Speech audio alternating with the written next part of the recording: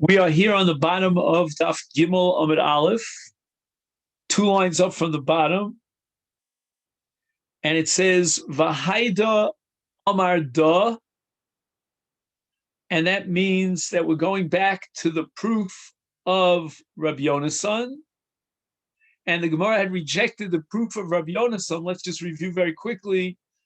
Rabbi Yonasan proved from Ibur Shana, in the case of Shemitah, that the koach of Bezdin, the authority of Bezdin, is such that they could add another month of Adar through Ibur, and as a result, there's no chiyuv maser. So we see that Hefker, Bezdin Hefker, goes as far as to remove the chiyuv maser. And the Gemara rejects it because the Gemara says, no, that's a different din. That's a din da'oraisa that's derived from Shomer es HaChodesh HaAviv, that Bezdin is empowered to be ma'aber the Shana. And once they do so, it's Shvius, and Shvius is parted from Maser. It doesn't prove anything about Hefker, Bezdin, Hefker. So now, the Gemara is going to try to analyze this issue and the extent of Hefker, Bezdin, Hefker from the perspective of a Mishnah in Masechet Peah. So the words V'haida Amar Da mean V'haida, with which, meaning which Mishnah do we find Amar Da, that this halacha, that we could derive the conclusion that Hefker, Bezdin, Hefker goes as far as generating a P'tur Maser. So where do we find a source? And the answer is a Mishnah in Peah. Now this Mishnah is addressing the mitzvah of leket. We have leket shichan Peah, and leket means that he already harvested the crop, but he dropped it on the floor. In the classic scenario of art of agriculture, you have a sickle in one hand, and you have a receptacle in the other hand. So you cut with the sickle. Again, there are more sophisticated ways of doing this, but the general rule is that it gets cut and it falls into that receptacle. That means that when that happens, in the normal case, the owner of the field acquires ownership over that which was growing in his field. What the Torah basically is doing is, it is setting up a double kinyan on tvua that grows in one's field. The first kinyan is aroi ashpach, which means that my land produced, and it's mine because it was produced by my land. But then the Torah says that's not enough. You have to make a second kinyan. And the second kinyan is effectuated when you cut down the harvest and immediately you take it into your kalim.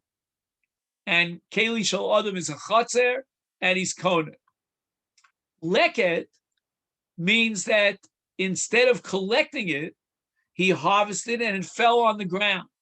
Anything that falls on the ground automatically becomes matnas aniyin. It becomes mammon aniyin, which means that any poor person can acquire ownership of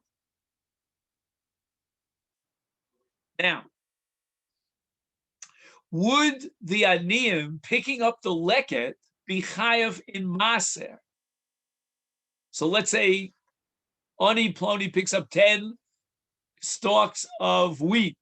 Does he have to give one of those 10 stalks to the Levi? And the answer is no. But the question is why? And on this we have machlokas Beis Hillel and Beit Shammai. Beit Shammai are of the opinion that hefker poter min hamaseh. Hence, the ani is picking up leket or Shikha that is hefker, and therefore he's potter from Maser. Beis Hillel say no. We have to derive from a pasuk a special Torah of Maseres that is engendered by the shame matnas aniyim, by the shame leket.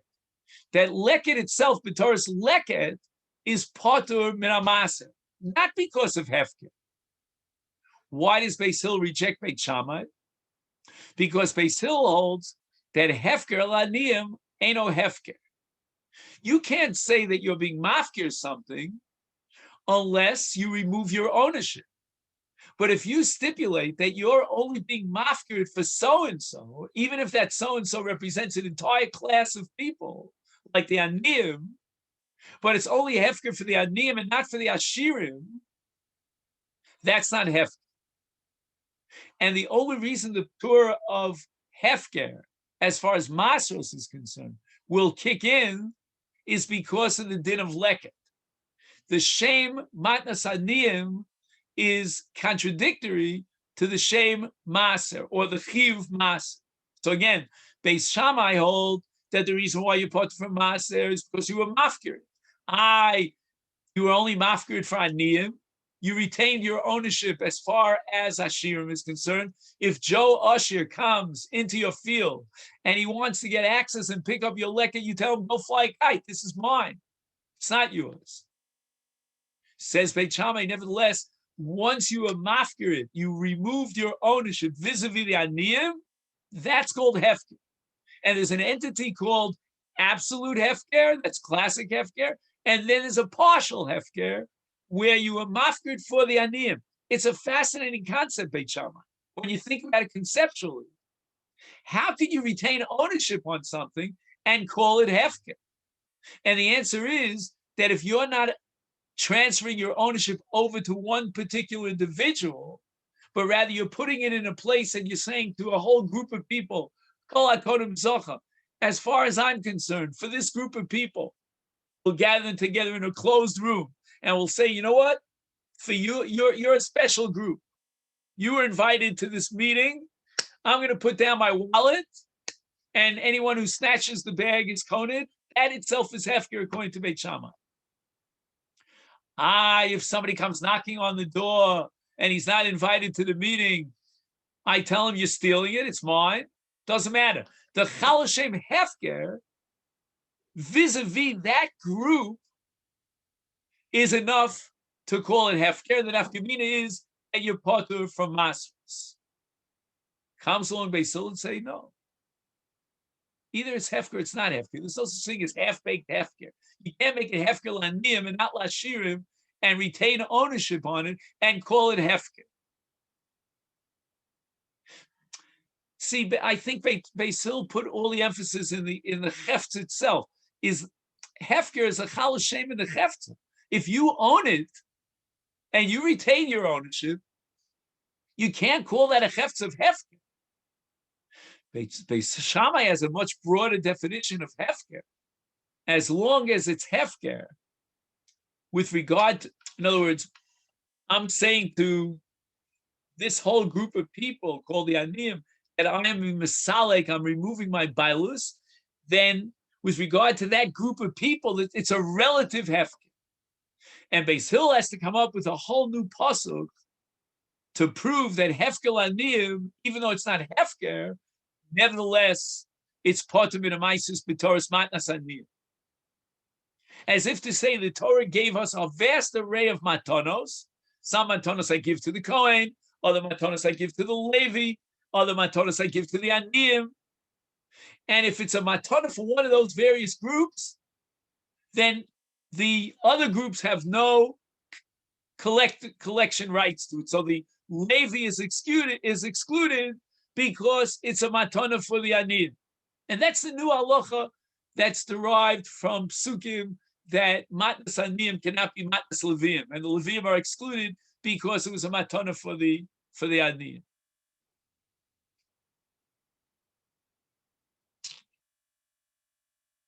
This is a major machlokes where the hefker aniyim is called hefker, and then Beis Hillel say it's not hefker. If it's not hefker, it's part of masers for a different reason. Now, what is the subject of the Mishnah in Peah that we're about to study? The man went ahead, and when he was piling up his omrim, his stalks of grain after the harvest, he puts them down on top of leket. Do you know what that means, Rabbi Sai? Basically, he's obscuring the view of the leket from the aniyim.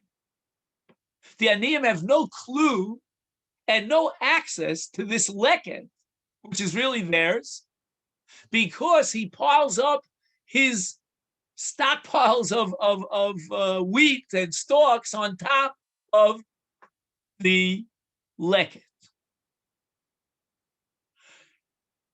You know, we're learning lately a lot about avaryanim, you know, but what can you do? I didn't write the text. So as a result, the Rabbanim penalized him. And what was the nature of the penalty? They extended the shame leket not to the entire pile, but to any parts of this pile that's on top of the leket that touches the ground. So the ground level, straight across. Yeah, you could imagine a case where there are the three little stalks of leket, and now he puts down an entire stockpile that goes from Mizrach to Myra of his own personal wheat, and that whole bottom line is all hefker.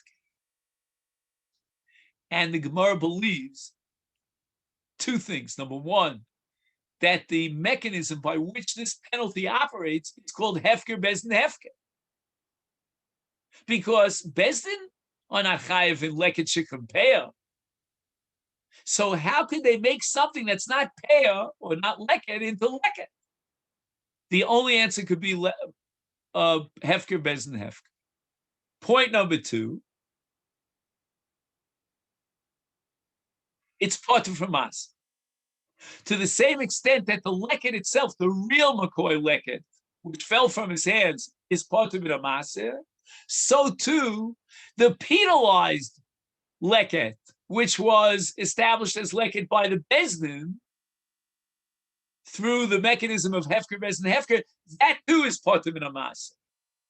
Says the Gemara, this Mishnah is now going to be a perfect source to prove that when we operate with hefker, bezdin, hefker, you're potter min hamaser. Gadish alo lukat tachtov, which means Gadish means he has like a haystack. And the Baal HaSoda puts this Gadish in a place where lukat, low lukat means laket, right? Leket is something which can be collected by the anir. So the noun is leket, and the verb is lilaket. So it says here in the Mishnah, lo luka tachtov.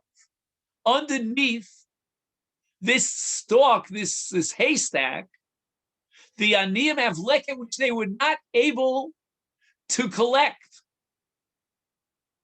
And basically what the Gemara is saying, the Mishnah is saying, is that when you have a mitzvah of leket, you have to make sure that nothing covers the leket.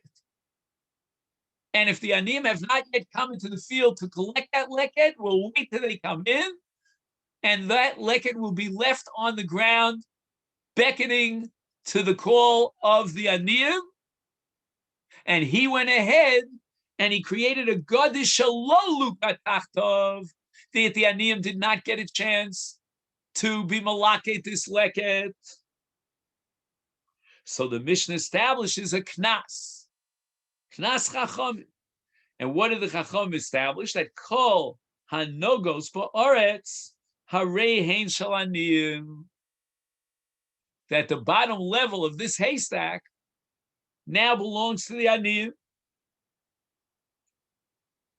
And as a result, leket generates a ptur of maaser. If the Levi comes along and he wants to be tovea maaser, not only is he bumped off from the leket, that fell from the sickle, he's even bumped off from that which the Rabbanan established as leket, which is called the shibolim anogos ba'aretz. Even the shibolim anogos ba'aretz are outside of the rights and the collectability of the Levi. The Levi is excluded. You know why? Says the Gemara, apparently Hefker Bezdin Hefker is Potim and Amasros. There's no other way of explaining this. Because how did the Shibolim Anogos Ba'aretz become Leket? It can't become Leket. You can't make something into Leket Abracadabra. You can make it into Matnas Haniyim via the mechanism, the authority of Hefker Bezdin Hefker. And if it's potem and a maser, vice versa, we have to conclude that hefker bezdin hefker generates a pur maser. Here we have a Mishnah. Rabbi Yonason's Brisa in Sanhedrin is not going to do the trick, but this Mishnah in Peah will do the trick until Reish Lakish came along. The Amar Avi Ami, and now we're turning to Daf Gimel Amid Beis, B'Shem Reb Shimon ben Lakish. You know what? That's fine and dandy. The Beit Shammai, if you're accepting Beit Shammai, that once you create Hefker Laniyim, it's Hefker. Now I can tell you that the Shibolim Anogos Ba'aretz, which became Hefker through the Bezdin for the Aniyim, that's Hefker. And the Ptur Maser is a result of Hefker. But according to Beis Hillel, you are way off kilter, my friend. Because Bezdin, even if they declared the Shibolim Anogos Ba'aretz as Hefker, that's not Hefker. It can't be Hefker. By definition, because Beis Hillel rejects Hefker Laniyim. There's no such thing as a partial Hefker. Your class of victims, your people who are included in Hefker, if it's a limited group, then it's not Hefker. Therefore, if Beis Hillel were the author of this Mishnah, this Ptur Hefker would not be a result of Hefker. This Ptur Maser would not be a result of Hefker. It cannot be a result of Hefker because there is no Hefker. It's a separate knas, which the Chachamim imposed, in which they said that this group of Shibolim, meaning the Shibolim Anogos Ba'aretz, are treated as Leket. And Leket is parted from Maser. Not because of Hefker, my friends, but because it's Leket. And to Beis Hillel, the Gemara says, is Aniyim Ochlim Uma'asrim. Now the Gemara goes even one step further. And the Gemara says that Beis Hillel could not accept this Mishnah. This Mishnah says that the Aniyim will collect the Shibolim Anogos Ba'aretz by virtue of the Knas, imposed upon them by Bezdin, and they will not have to share it with the Aniyim. Says Reish Lakish, you made a boo-boo. If you're talking about Beit Shammai, you're 100% correct. But if you're talking about Beis Hillel, then the Aniyim will have rights to collect the Shibolim Anogos Ba'aretz by virtue of the Knas, but they will have to share it with the Aniyim. They have to be Chayiv and Maaseh. Why? Because this is not Hefker.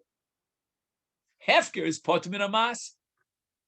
And it comes out that according to Reish Lakish's understanding of Beis Hillel, this whole Knas is simply being mafkia the bailus of the Baal Hasoda, meaning the Baal Hashibolim. And the Knas is, you want to collect your Shibolim, which you rightfully put down on your field, but you wrongfully put it on top of the Leket. We're not going to let you, those Shibolim that reach the Karka, touch the Karka, we're not going to let you. They're out of your rishus. What are they? They are designated for the aniyim, and only the aniyim will be able to get access and pick up these shibolim anogos ba'aretz, but there's no hefker. And therefore, says Reish Lakish, according to Beis Hillel, the aniyim will have to share these shibolim with the Levium and give them mas. If that be the case, then you have no proof about a p'tur maser based on hefker based on hefker. This is not hefker because Beis Hillel denies that hefker aniyim avi hefker, and these shibolim are chayav in masers. So if you want to base yourself on Beit Shammai, that's pretty impressive. Why? Because Beit Shammai hold that hefker aniyim avi hefker, and hence you put them in a mas. So when Bezdin activates their authority under the law of hefker Bezdin hefker, derived from the pasuk in Ezra, it now becomes hefker, and hefker is put them in a mas.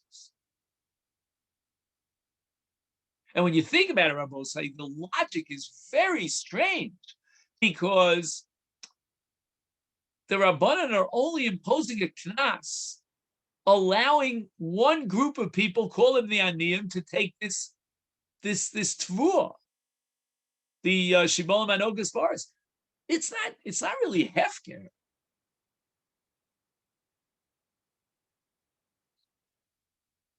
But Beit Shammai recognize and validate hefker ani.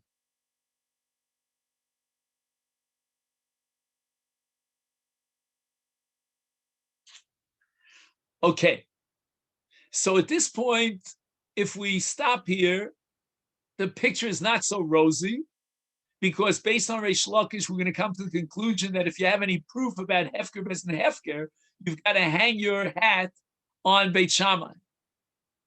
That's not so exciting. But the sugya doesn't stop here. The Amar le Rabbi Yossi. Now, what happens over here? Rabbi Yossi was the one who. Just 1 second. Let's get this straight. Oh, let's start with Rav Ami. Rav Ami was the one who sort of doused this raya with some cold water. The raya is not a good raya. Why? Because Rav Ami quoted Reish Lakish. Rav Yossi, who, as far as I can tell, has not been quoted yet in the sugya, he was Lamazagin a chavrus of Rav Ami, and he says, Shamanu, I have a different tradition. Shu poter mimaser l'divrei hakol. That even Beis Hillel accept this Mishnah, and as a result of the knas that the Chachamim imposed, the aniyim are poter min hamas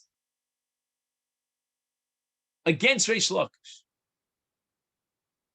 So Rav Ami, you were very upset about Reish Lakish because Reish Lakish says that according to Beis Hillel, the aniyim have to give maaser, but I have a tradition that Beis Hillel will agree to and accept this Mishnah hook like barrel, and the aniyim are poter min hamas. And now Rav Yossi adds 2 words, mishum knos.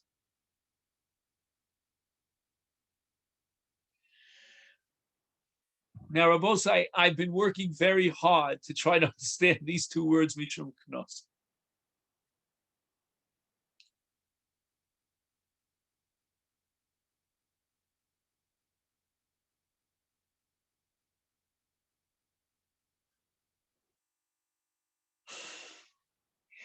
I can tell you one thing. I understand why there's a knas here, because this Bala Sada tried to steal and rob the aniyim of their leket.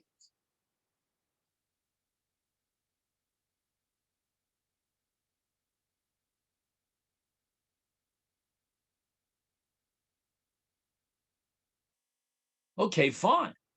So they instituted a knas for someone who's worthy of that penalty. And they actually removed his ownership on that which is his, because the shibolim anogim arts are his. But he deserves a knas. Doesn't do it for me because I'm still trying to figure out, so what generates the ptur mas?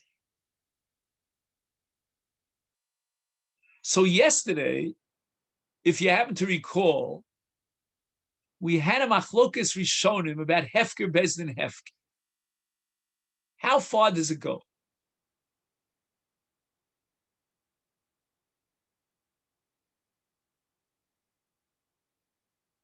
Can hefker bezdin hefker go one step further?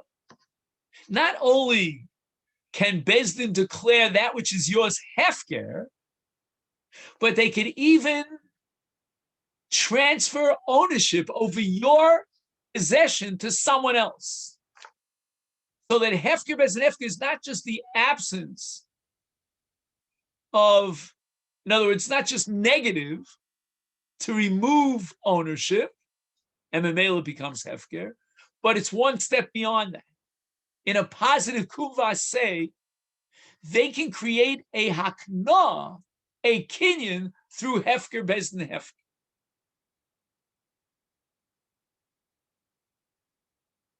And again, this is dependent upon a sugya in Yevamis, a sugya in Gittin. And our opponent takes something that's osir b'ana, and they could be machshir the get that was written on Isurei Hana and on Olet Shel Zayis, and make it into yours, so that you can now deliver the get and be machne to the isha, and you become the owner of something that's not yours based on hefker bezdin hefker.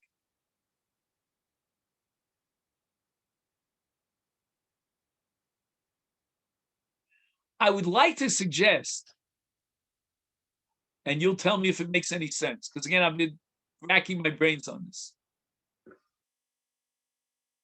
that what the Gemara means by these two words, mishum knasa, is that hefker bezdin hefker is not just the removal of ownership, but it's a power and authority vested in bezdin to be makna that which is Ruvain's to Shimon, so that Shimon doesn't even have to do a kinyan on that object. What do I gain by this? I'm hoping to gain two things. One thing I'm pretty sure about, the other I'm not sure about. What I can gain is, how does this knas operate according to this tradition of Rabbi Yossi in the framework of Beis Hillel? Beis Hillel doesn't accept hefker laniyim. It's a non-entity, a non-starter. So I don't get it. Call it a knas ahin, call it a knas aher. But by what magic do the Rabbanan have the ability to create a hefker when the Torah doesn't recognize that hefker?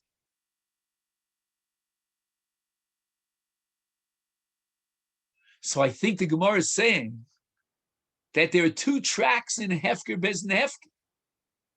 You're right.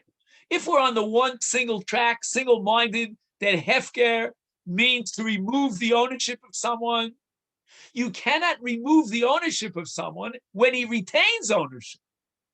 And therefore, hefker laniyim could not be an entity of hefker. But there's a different track of hefker bezdin hefker. And hefker bezdin hefker now, again, we call it hefker, but it's not really hefker. It's a misnomer. You've misnamed it. What it is that Bezdin could take the ownership of Ruvain and transfer it over to Shimon. That's what Beis Hillel is saying over here. That you own the Shibolim, and now the Aniyim own the Shibolim. Not me din Hefker. Forget about Hefker. The Hefker is, as we said before, is irrelevant here. It's inapplicable. but midin hakna, that Beis Din is authorized to create a kinyan.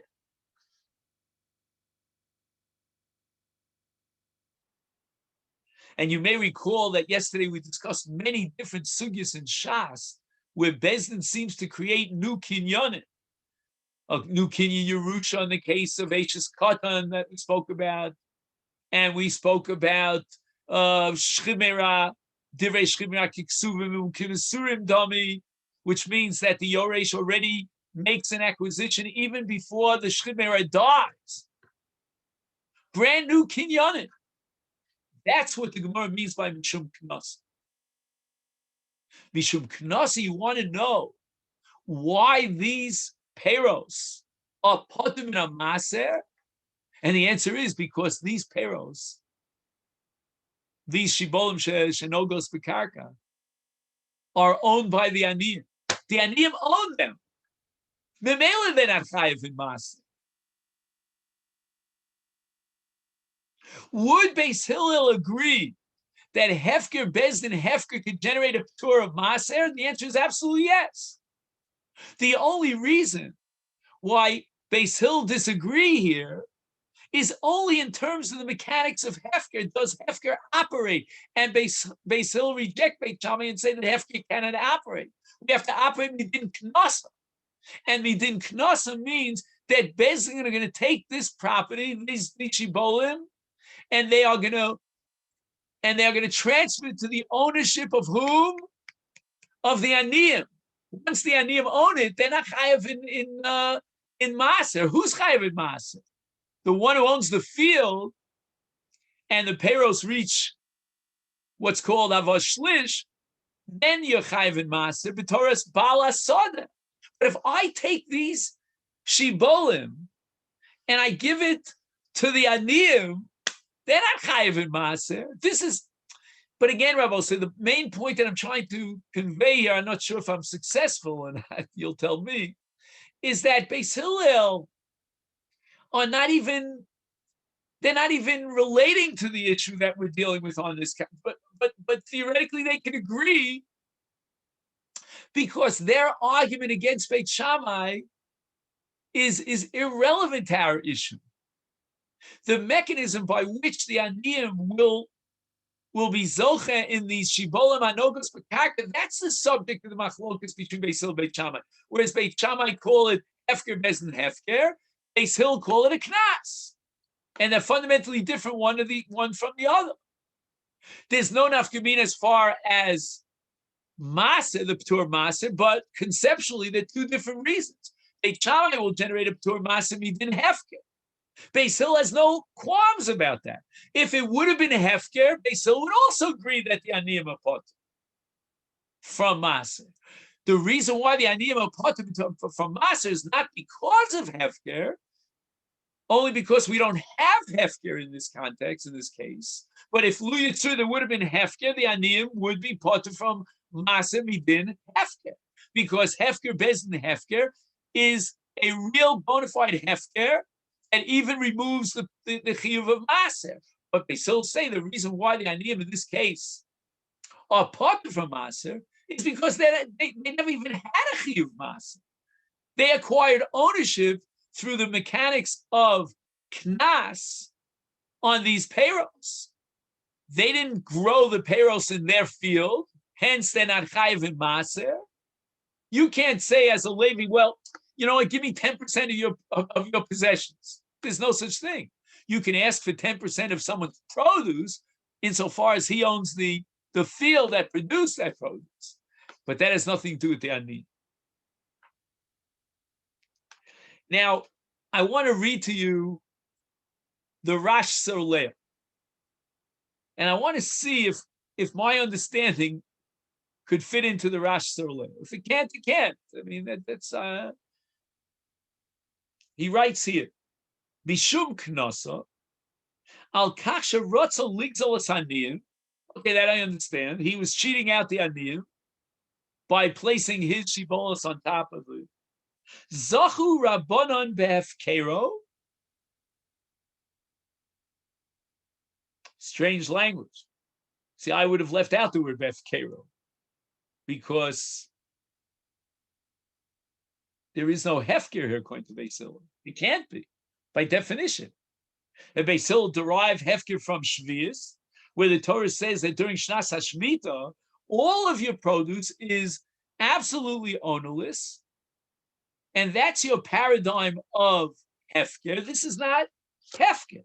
So I don't know. The Rash is using, Rashas, I should say, is using the word hefker.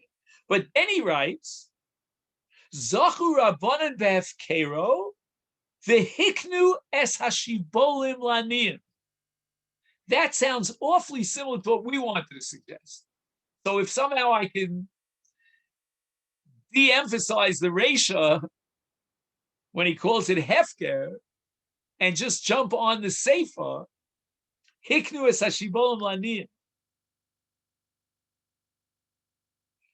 And then he goes on to say that now I understand why there's a P'tur Mas.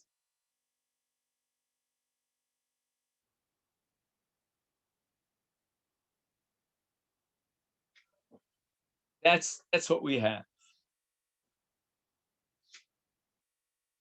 Now,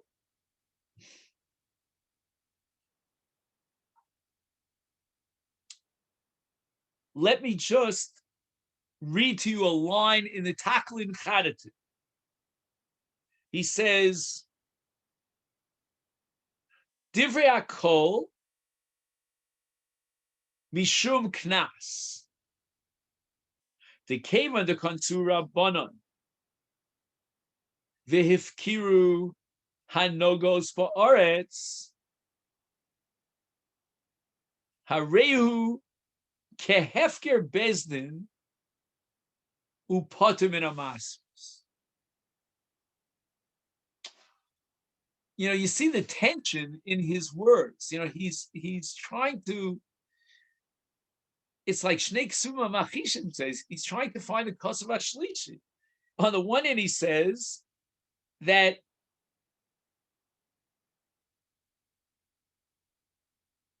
it's Kehefker Bezdin Hefker. He adds that Chaf Hadimyon.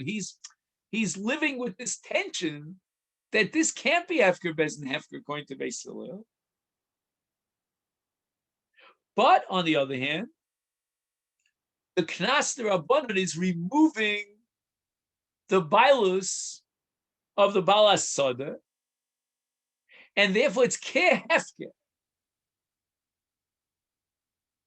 And it's Potim in Amas. I mean, to me, it sounds like he's saying that no matter which methodology of Hefker Bezdin Hefker you're dealing with, as long as you're granting or attributing authority to the Bezdin and Dine Momenos, whether it's in the less radical implementation or even a more radical, it's Potim in Amas. So in the generic sense, we have come to the conclusion that Hefker Bezdin Hefker is Potim in Amas.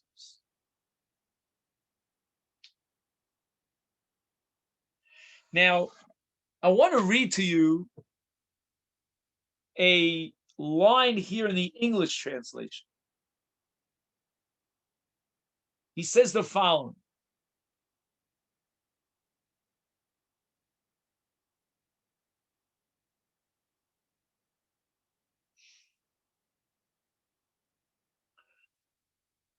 And I'm going to read two paragraphs as if they were one. The first paragraph is the way Rav Ami understood it, and the second is the way Rav Yossi had this tradition. He says, according to Beis Hillel, the rabbi's declaration might be effective to the extent that the ears is the English translation of Shibolim, touching the ground, are now permitted to the poor. So Beis Hillel could accept that the rabbis could declare that this Shibola Sanogas Karka are permitted to the poor. However, this is not full-fledged hefker.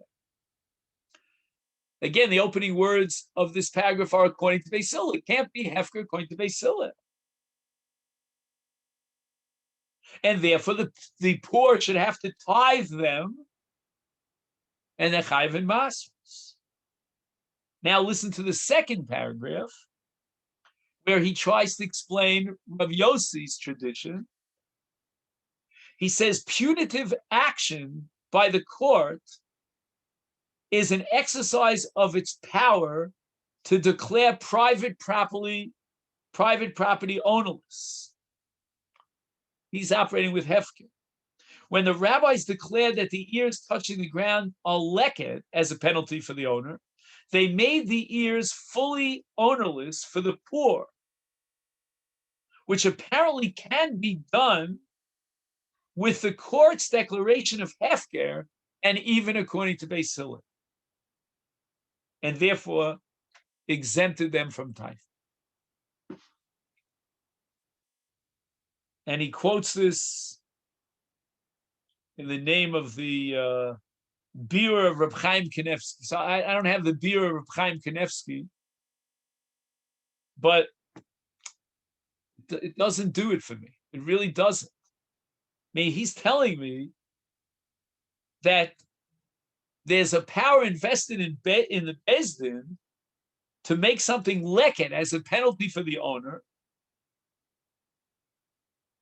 and now it becomes ownerless for the poor.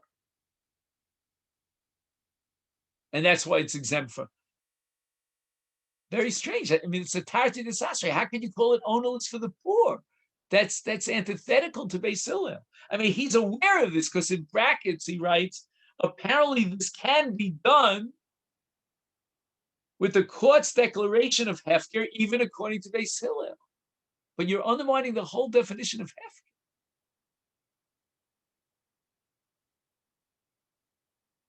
So again, I'm not committed here to something that I can't even see. I don't have access to the Biur of Reb Chaim Kanevsky, but I can just tell you this, that Reb Chaim, they call him the Grach today, if you're familiar, right?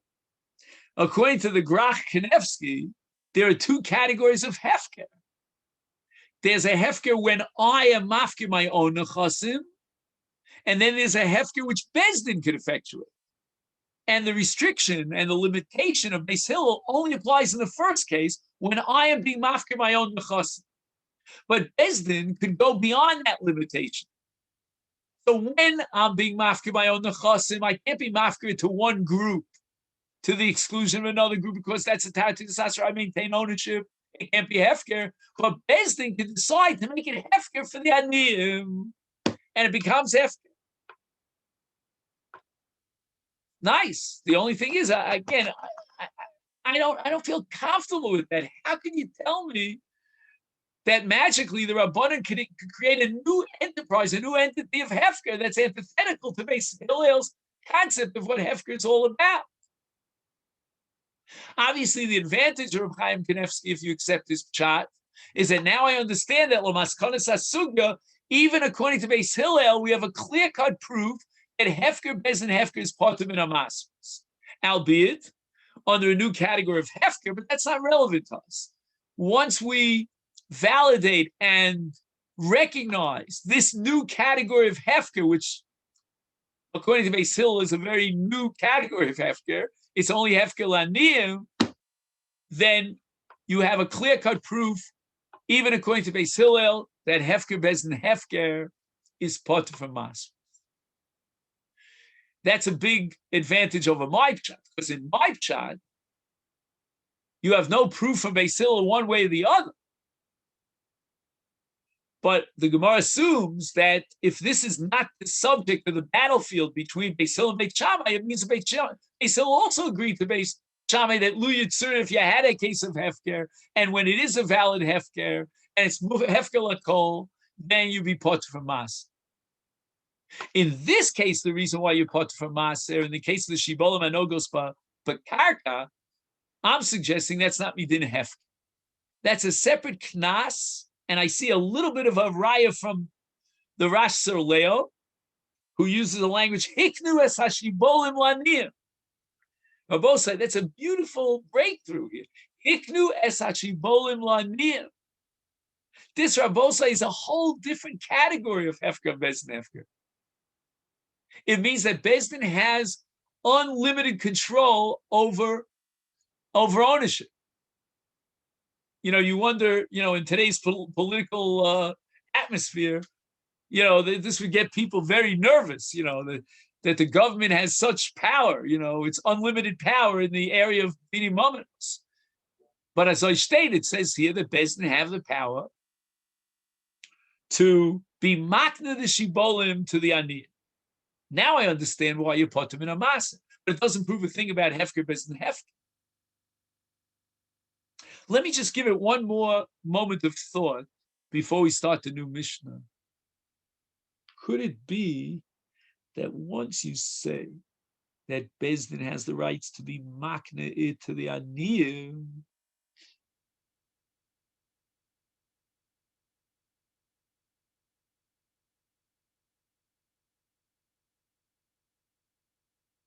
oh, okay. You see, a thought occurred to me. We're not dealing with hefker. We're dealing with being makne the shibolim to the aniyim. But that goofa is going to prove that hefker Beis Din hefker will patter up masers. How so? We're not dealing with hefker. The reason why the Gemara thinks, and the Gemara is inhibited, is uncomfortable with taking hefker Beis Din hefker to the ultimate and saying it's part of a masos, is because of the schutz of the Levium. I shouldn't be bothered by that if I can prove to you that the authority of Beis Din could knock off the Levium. So that when these shibolim that belong to the Baal Asada fall to the ground, right, the Nogos La'aretz, automatically the Aniyim have rights to demand Maser. Now Beis Din takes this bunch of shibolim and transfers the ownership over the shibolim to the Aniyim. In doing so, they undermine the schus of the Levium. So I've therefore proven to you that we should not be inhibited and restrict the authority and the scope of hefker Beis Din hefker, such that we cannot be mafkia the schus ha-Levium. I'll give you an example where even Beis Hillel agree that through the power of Beis Din, we can be mafkia the Levium. Not through the mechanics of hefker, but through the mechanics of being makne the shibolim to the aniyim. By being makne the shibolim to the aniyim, we undermine and we invalidate I would almost say eradicate the rights of the Levium to this tvuah. And that itself is proof that hefker Beis Din hefker is potem min hamas. Shkar. Let's begin this Mishnah. The Mishnah says that there are two critical dates in Adar with regard to the collection of shkolim. One is the 15th of Adar, and the other is the 25th of Adar. And I'm going to use the following terminology. There's non-aggressive collection of shkolim, and there's aggressive collection of the shkolim. At the first level of the 15th of Adar, it's a more subtle collection of shkolim. On Rosh Chodesh Adar, we announced and we sent out the crews, get your shkolim together. Now we up the ante and we get more actively involved. Beis Din is now going to seek out the people to give their shkolim. But they do it in a very non-aggressive way. What do? They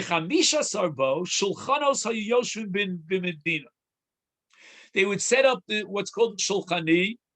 Today we call it a money changer, because people had in their pockets prutos, small change, but they didn't have shkolim, and they certainly didn't have a machzis hashekel. So we set up the money changers with their stalls out there in the public eye, on the 15th of Adar to up the ante and get closer to our goal of having every Jew contribute his Masechet Shekalim. So what the Shulchanos would do is you came in with your bag of prutos, and the Shulchani would give you a Masechet Shekel for whatever equivalent amount of copper coins or whatever you had the prutos. But no one was forcing anybody to bring forth their shkolim. That's what I call non-aggressive. Now we get to the 25th of Adar. Now I have to point out one fact of life, one mitzias, and that is that the month of Adar, by definition, is chaser. So we have 29 days in the month of Adar. If you subtract 4 days going backwards, you get to the date of the 25th of Adar. So you have the 25th, 26th, 27th, 28th. You've got 4 days until, I'm sorry, I meant to say the other way around. So you're on the 25th of Adar, and from 25 to 29, 25th, 26th, 27th, 28th, you've got 4 days. Why is that important that 4 days pass before we hit the end of Adar? And the answer is because we need the Trumas Halishka to be saturated with shkolim so that we could buy the Karbanos Tzibur and have them ready by Rosh Chodesh Nisan from the new shkolim. If we don't get the new shkolim in by a full 4 days before the end of Adar, if we haven't collected those shkolim on time, then we cannot use those shkolim to buy new karbanos, meaning from the new shkolim. And the reason for that is because of a halacha called bikur. Are you familiar with that halacha? Bikur. Bikur means that when you designate, let's say, a lamb, I'm just giving you an example. A lamb is a common carbon tzibur because the carbon tamid came from a lamb. So you designate a lamb for the carbon tamid, you need a minimum of 4 days before you can be makriv that set on the mizbech. Those are 4 days of bikur. Each one of those 4 days we're required to examine the lamb and guarantee that it doesn't have a mum, it doesn't have a blemish. So by the time we get to the 25th of Adar, we're really in the, how should I call it, the red zone. You know, we're getting close to the point at which if we don't collect the shkolim now, with giving us 4 days to use those shkolim to purchase the animals for the carbon tzibur, such that we'll have a buffer zone of 4 days for bikur, then we're going to be behind in buying the karbanos tzibur in the month of Nisan from the new shkol. So we move through 3 stages. Stage number 1 is Rosh Chodesh Adar. Number 2 is the 15th of Adar. And the last is the 25th of Adar. When we're at Rosh Chodesh Adar, we're just being machriz al shkolim. When we get to the 15th of Adar, we have to set up shulchanos. And hopefully that will encourage people to come forward and contribute their shkolim, and the money changers are there to guarantee that they'll get the chatzi shekel, the masechet shekel.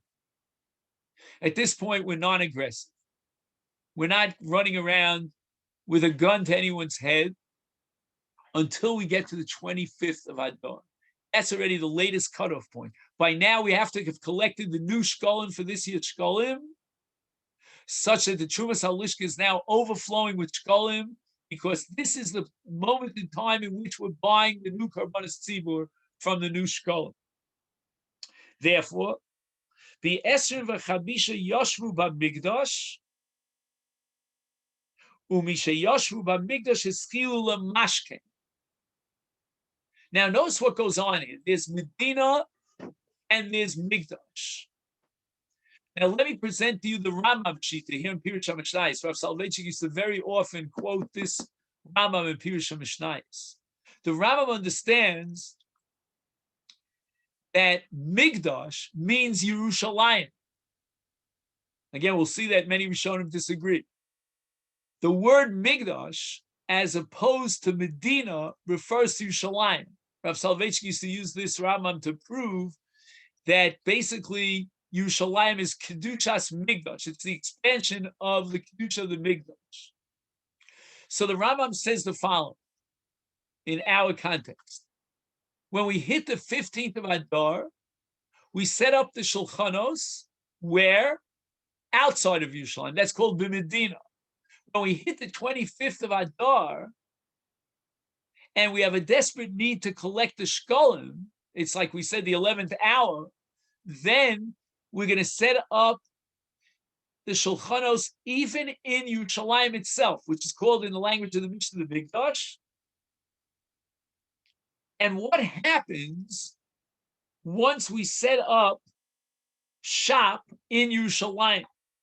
The Mishnah says, Yischilu lemashke.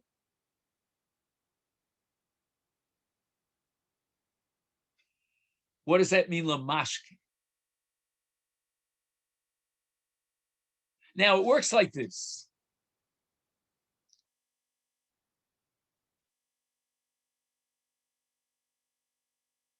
If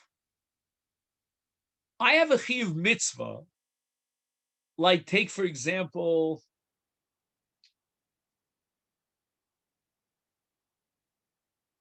lulav, let's say. So a person refuses to take a lulav, is kofanotso ad sheyom harotzad. That's called kofan al mitzvahs. We can use physical force, we're not very democratic about this, in order to make sure that he takes a lulav. But I don't know if we could be mamashke. I'm not sure that we can confiscate his property. But when we get to a mitzvah of mammon, not like lulav, where you have a chovas mammon and you refuse to oblige and fulfill that chovas mammon, then there's halach of bezdin memashkenet. There's what we call a shibud mammon, not just the shibud aguf to implement the mitzvah, but a shibud mammon. And bezdin will collect from the lien, L-I-E-N, right, the shibud on the karka. That's called memashkenet. And what they'll do is they'll grab some object of value from his possessions, and they'll say, you're not getting this back until you cough up the money that you're obligated. This is already an aggressive collection of shkolim, because Bezdin is now going to take a mashkon from a person's possessions in lieu of the shkolim that he hasn't brought forth on his own volition. He will only get the mashkon back, returned to him, when he brings the shkolim.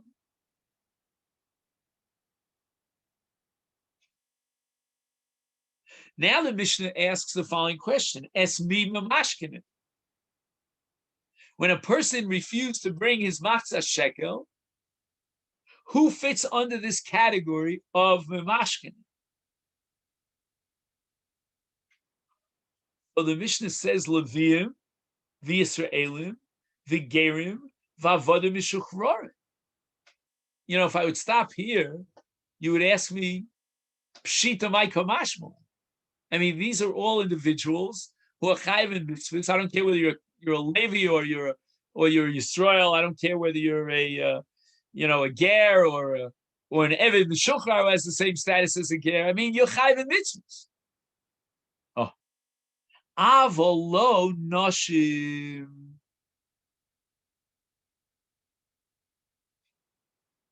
What does that mean? Does that mean a woman is not obligated in machzah shekel?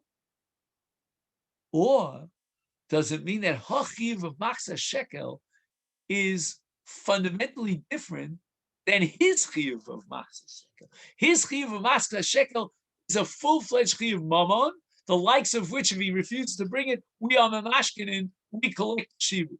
But in the case of an isha, she has a kind of an ambiguous twilight zone kind of chiyuv shkolim. She is obligated b'Torah's mitzvah, like lulav. I mean, she's not obligated, but you know what I mean.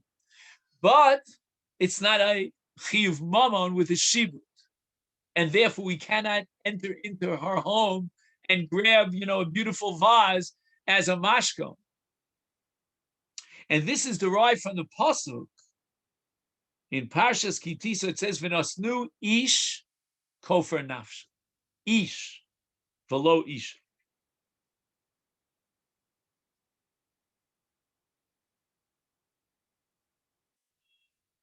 Now,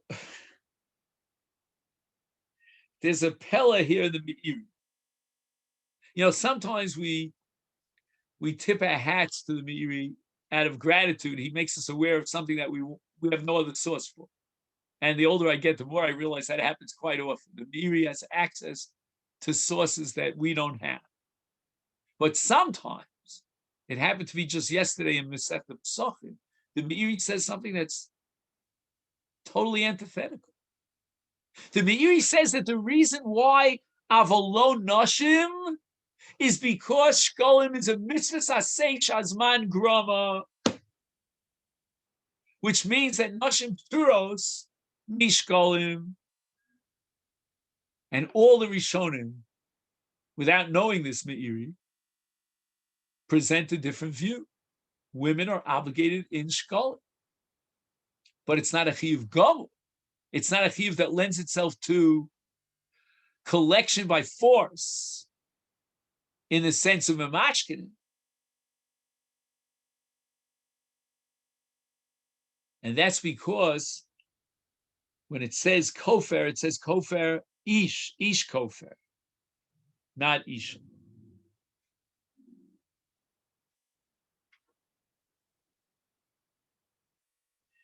Now the Masechet Shlomo, and with this we'll conclude for today,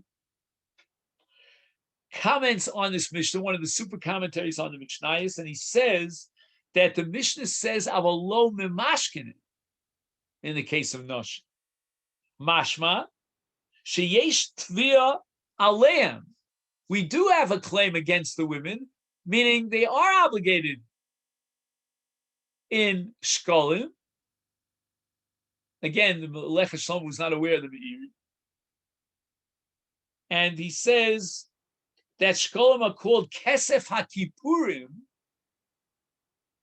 and a woman needs kapara no less than a man. So he has no doubt in his mind that the difference between a man and a woman as far as Shekalim is concerned is only vis-a-vis the halacha of Memashkinin. It has no impact whatsoever on the tviyah, the claim, and the obligation that's incumbent upon women. It's Kesef Kapara, Kesef Kippurim. And the Meiri is learning of a low nashim means that women are not chai because the mitzvah seishas man grom. Now, how is it that Shekalim is a mitzvah seishas man grom? Basically, Shekalim will be accepted the whole year round. We get awfully tight about it when it comes to Adar, so that by the time we get to Nisan, we'll have enough of a balance in the bank account in the Trumas Halishka so that we could buy the new karbanos for the new season. But Shekalim is not a time-bound mitzvah. So this Meiri remains difficult. Hashem Yareinenu, maybe by tomorrow, I don't know. I'm not. Well, actually, when do we get Yom Rishon? Oh, Yom Rishon. Wait a second. We have a Sudas Purim. Does that? Let's take a quick seker here. Are we getting together on Yom Rishon? No. Okay. Anybody say yes, or it's all no? All right. Why, you know what? why not? When are you starting your Suda? That's the question. Or when are you helping your wife to organize the Suda? Mishloach Manot. And Mishloach Manot. Otherwise, yes, but Mishloach Manot puts. And let me ask you a question about Mishloach Manot. I'm just curious. During this pandemic, are we putting it down in front of someone's door and ringing the bell and running away, or are we going inside? And are we going inside with masks? Are we dancing with people? I don't know. This is such a Amish crazy situation. I get these things in the mail.